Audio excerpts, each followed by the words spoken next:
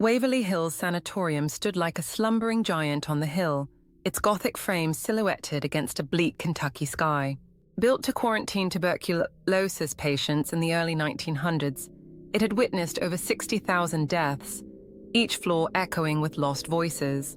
Devon Reyes had come not as a thrill-seeker, but as a man on a mission.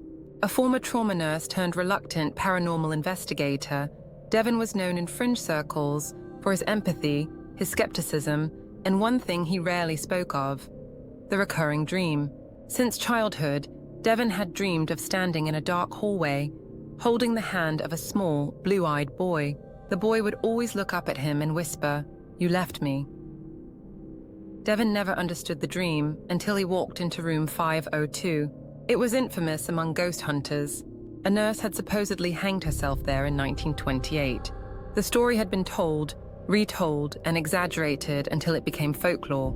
Devon didn't care for ghost stories, but when he stepped into the room, he froze. It felt familiar. The room was stripped bare, save for a cracked window and peeling linoleum. Still, something compelled him to cross to the far wall. There, wedged behind a rotted baseboard, he found it: a sepia-toned photograph of a small boy in hospital whites. The boy's wide, frightened eyes were Devon's eyes. His cheekbones, his dimples, reflected back at him through a century of dust. The back of the photograph was smudged with age, but he could just make out the name.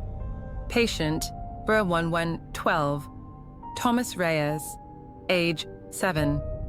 Shaken, Devon sent the image to a genealogist friend who specialized in hospital archives. The response came faster than expected. "Devon, this isn't a coincidence.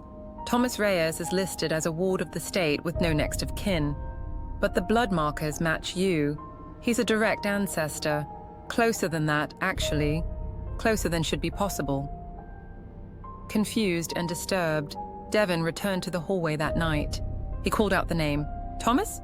No reply.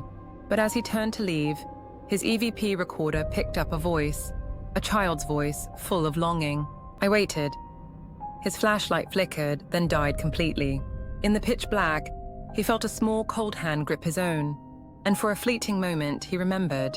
Not just the dream, not just the room. He remembered standing there, in a starched white coat, ordering the boy to be taken away.